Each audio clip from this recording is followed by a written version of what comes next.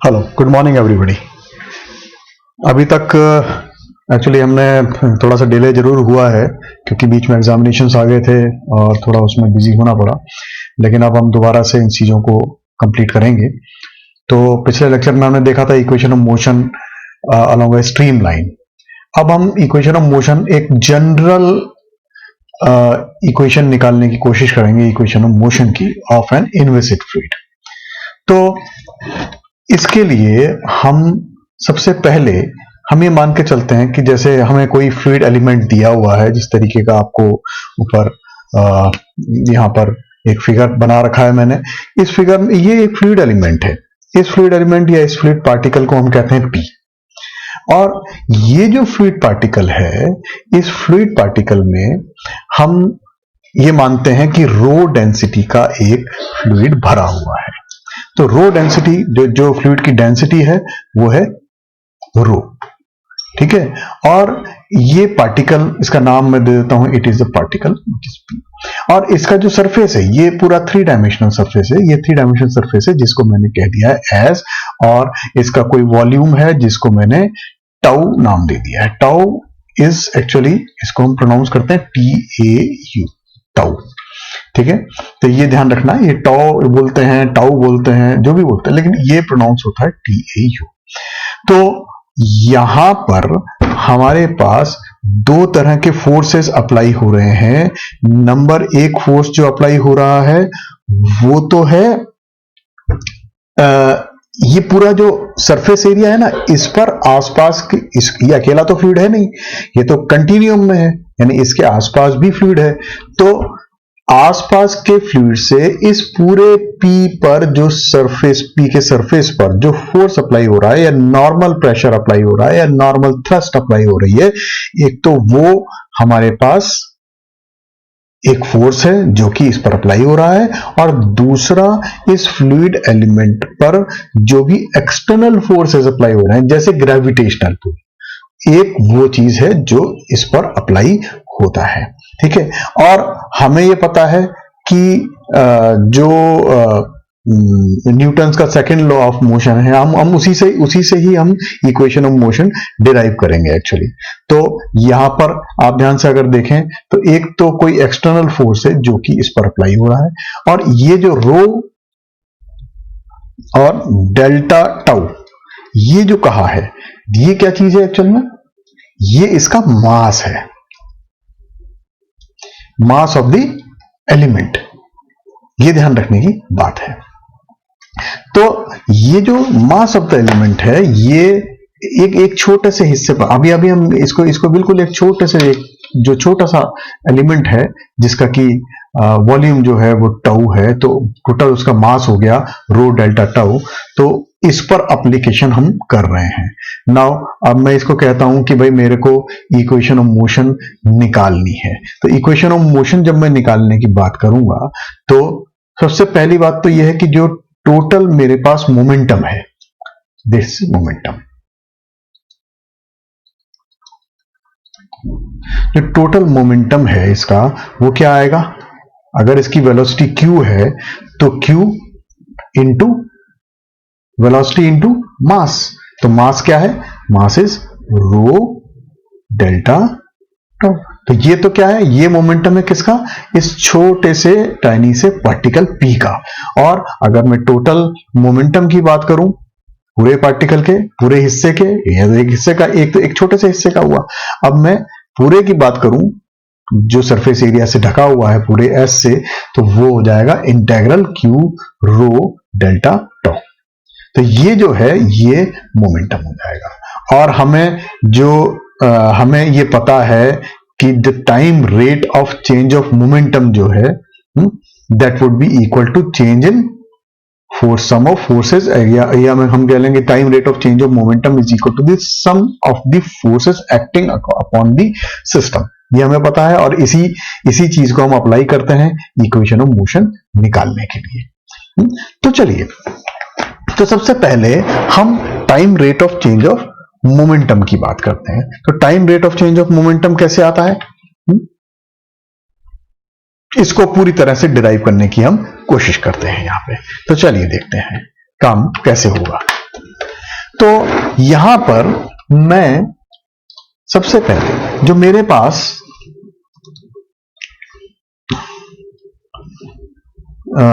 M आया था, यानी कि मोमेंटम आया था, वो क्या आया था? इंटेग्रल क्यू यानी वेलोसिटी और रो डेल्टा टाउ। तो अगर मैं कहूं कि time rate of change of momentum कैसे निकालूंगा, तो वो सीधी सी बात है, वो निकालने के लिए मेरे पास क्या होगा? It will B dm by t के रेस्पेक्ट में इसको डिफरेंशिएट कर देंगे। तो इसको मैंने डिफरेंशिएट किया, तो सबसे पहले तो क्या हुआ?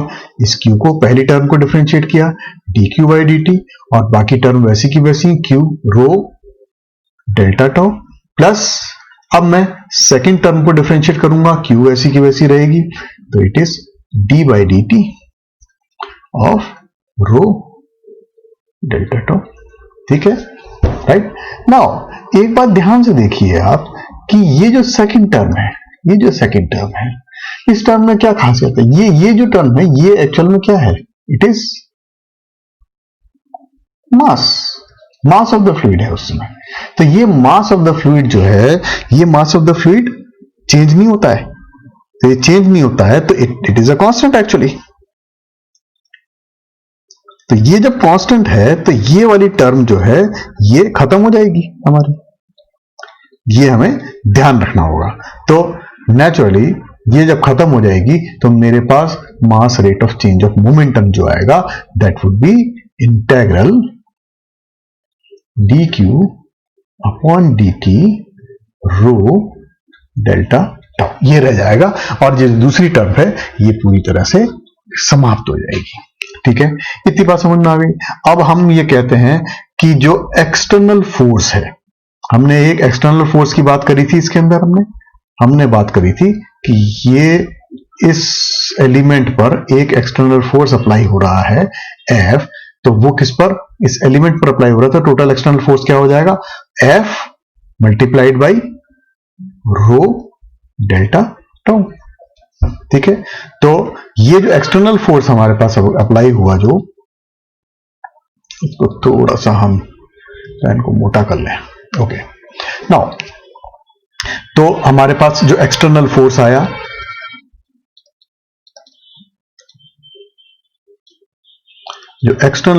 आया, that will be equal to integral F into rho delta tau. उसी वॉल्यूम पर जो टोटल फोर्स अप्लाई हुआ उसके हिसाब से बनेगा। अब मैं एक बात और कहता हूं कि ये किसी भी पॉइंट पर, किसी बाहरी इस सरफेस पर जो प्रेशर है वो अप्लाई हो रहा है P। ठीक है, तो वो अगर प्रेशर अप्लाई हो रहा है, नेचुरली ये सरफेस का डायरेक्शन किधर है? इधर है, जिसको मैं एन कैप से डिनोट करता हूं। हमेशा किसी सरफेस का डायरेक्शन क्या होता है? उस सरफेस के बाहर की तरफ परपेंडिकुलर, तो उसको एन कैप से हम डिनोट करते हैं। तो अगर मैं ये P कोई प्रेशर कहता हूं इस P पॉइंट पर, तो ये जो टोटल फोर्स है उस फ्लूइड पार्टिकल, इस फ्लूइड पार्टिकल पर जो टोटल फोर्स जो अप्लाई हो रहा है, that should be equal to क्या हो जाएगा? इंटेग्रल P, साथ ही साथ किस डायरेक्शन में? एन कैप, और किस पर? उस सरफेस पर। प्रेशर सरफेस अप्लाई हो रहा है, लेकिन एक बात और है, प्रेशर तो अप्लाई हो रहा है अंदर की तरफ, यानी बाहर से अंदर की तरफ, और सरफेस किस तरफ को है? अंदर से बाहर की तरफ। तो ये जो डायरेक्शन है इसका, ये माइनस होगा, ये ध्यान रखने की बात है। और नेचुरली जब मैं कहता हूं कि ये भी एक एक्सटर्नल फोर्स है, एक्चुअल में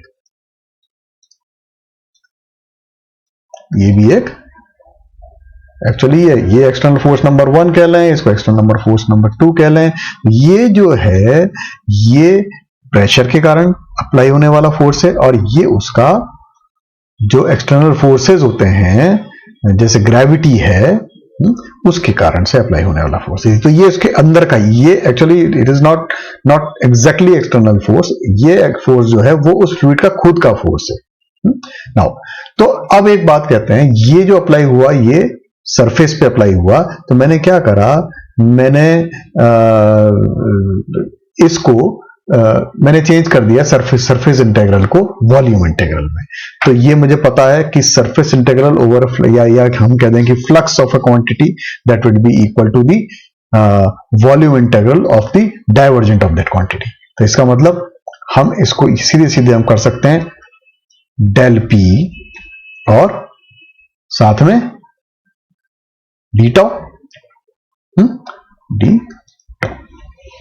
ठीक है, तो ये हमारा वॉल्यूम इंटीग्रल बन गया है और ये हम इसको इसी तरीके से काम में लेंगे। इतनी बात क्लियर हो गई। नाउ इसको हम थोड़ा थोड़ा मिटाते जाएंगे, बेटर रहेगा मुझे लगता है।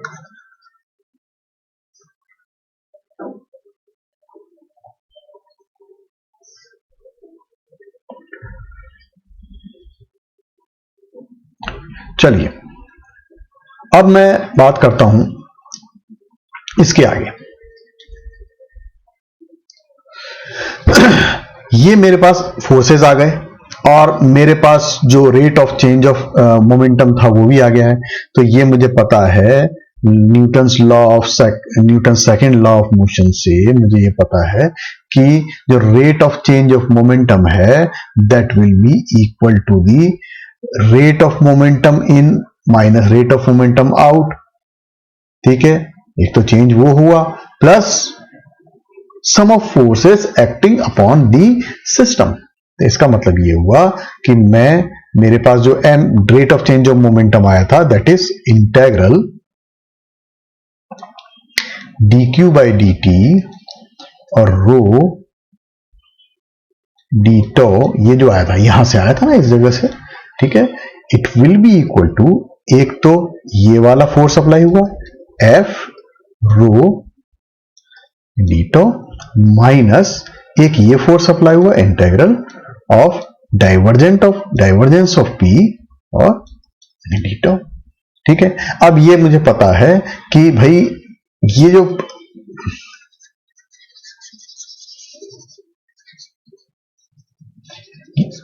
जो पूरा पार्टिकल हमने लिया है, ये जो कोई भी ये हमारी फ्लूइड का ये जो हिस्सा है ये रैंडमली लिया है हमने, ये रैंडम चॉइस है हमारी। ठीक है ना, इसका मतलब ये हुआ कि ये जो फ्लूइड पार्टिकल है इसके वॉल्यूम को हम एक रैंडम मानते हुए हम ऊपर की इक्वेशन से हटा सकते हैं, क्योंकि सब जगह सेम ही वॉल्यूम पर इंटीग्रल लिए हुए हैं। तो हमने क्या किया कि ये जो चीज है, ये जो इंटीग्रल है, इस पूरे को इसको मैं इस तरीके से भी लिख सकता हूं, integral in the bracket d q by d t into rho minus F rho plus del P, है ना, और d tau is equal to 0। इसमें कोई तकलीफ की बात नहीं है। अब चूंकि ये जो है ये एक आर्बिटरी मैंने लिया हुआ है, तो ये आर्बिटरी है यदि, इसका मतलब ये हुआ कि मैं इसको चीज की चिंता ना भी करूं तो भी चलेगा है। इसका मतलब ये हुआ कि ये जो मेरी इक्वेशन है, this equation will become like d q by d t rho d q by d t minus F rho plus del P is equal to 0। या मैं इसको थोड़ा सा और रिफाइंड में मैं लिखने की कोशिश करूं तो it will be d q by d t is equal to F minus 1 upon rho del P. और ये जो इक्वेशन है, ये जो इक्वेशन मेरी आई, ठीक है, ये इक्वेशन क्या हुई, that will B equation of motion.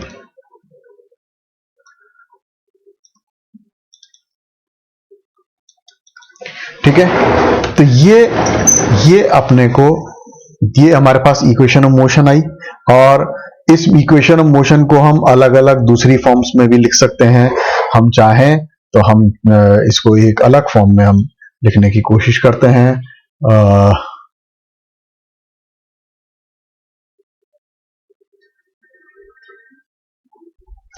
इसको सॉरी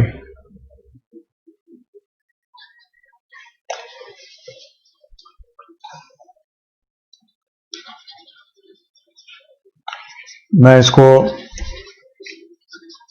इस इक्वेशन को एक अलग फॉर्म में लिख के आपको बताऊंगा। और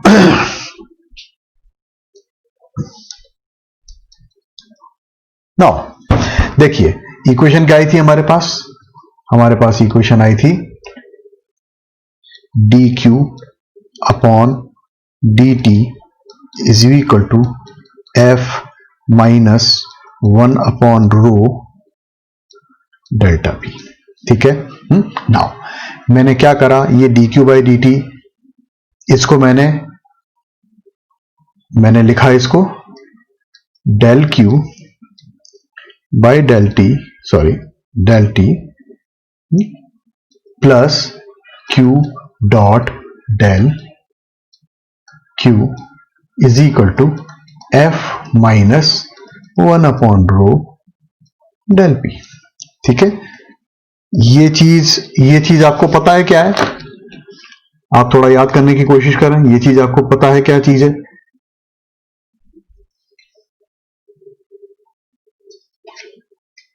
जब हमने इक्वेशन ऑफ कंटिन्यूटी पढ़ी थी तो उस समय हमने ये चीज की इसके बारे में भी जाना था। ये मैं याद दिलाने की कोशिश कर रहा हूं आपको।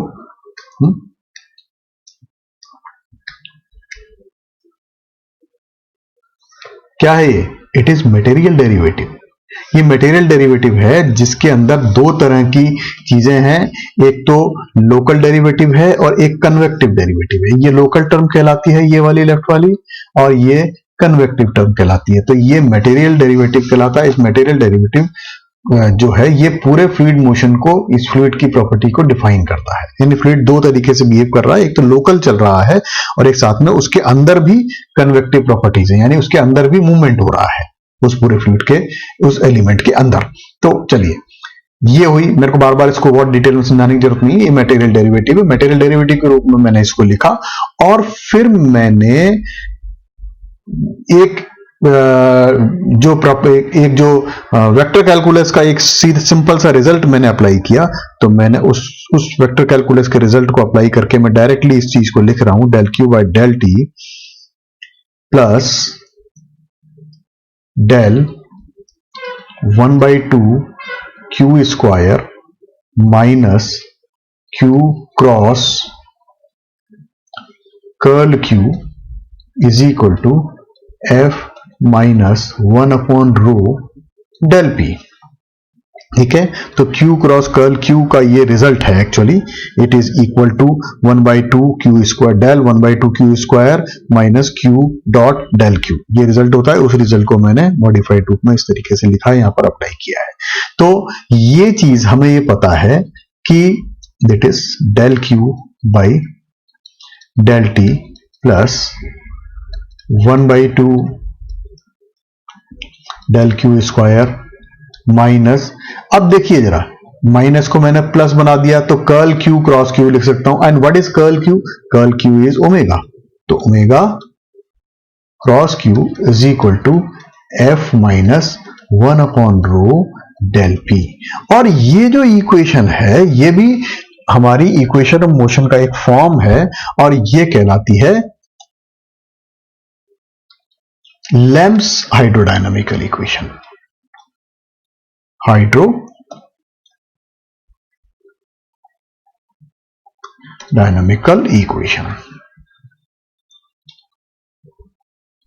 ठीक है। तो कुछ खास बात नहीं है, बस सिर्फ ये एक हमारे पास कर्ल क्यू करके हमारे पास एक नई टर्म इसके अंदर इन्वॉल्व हो जाती है और ये कन्वेक्टिव टर्म इसमें इन्वॉल्व हो जाती है। बस इसके अलावा इसके अंदर कोई विशेष बात नहीं है। तो ये हमारी जो जनरल इक्वेशन ऑफ मोशन है फॉर एन इनविसिड फ्लूइड, या यहां हम कह लें कि it will apply only for the ideal fluid. तो ये जो चीज है ये सिर्फ आइडियल फ्लूइड्स जो होते हैं, जो कि इनविसिड होते हैं, नॉन विस्कस होते हैं, जिसको इनविसिड बोल दें, नॉन विस्कस बोल दें, ऐसे फ्लूइड्स के लिए अप्लाई होता है। तो आइडियल फ्लूइड में हम नॉर्मली जो है हम वाटर को कंसीडर करते हैं। हालांकि वाटर की भी एक विस्कोसिटी होती है जो कि बहुत ही कम होती है परंतु होती है।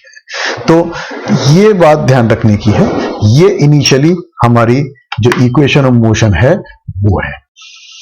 नेक्स्ट लेक्चर में हम ये देखेंगे जो इक्वेशन ऑफ मोशन है उसको कार्टेशियन कोऑर्डिनेट सिस्टम में किस तरीके से प्राप्त किया जाता है। ठीक है, तो तब तक के लिए आप इसको अच्छे से देख लीजिए, अपनी बुक्स में भी देख लीजिए और इसको समझने की कोशिश कर लीजिए। कोई चीज समझ में नहीं आई हो तो कमेंट बॉक्स में आप कमेंट कीजिए और मुझे बताइए कि भाई क्या चीज आपको समझ नहीं आई है, परेशानी कहाँ है।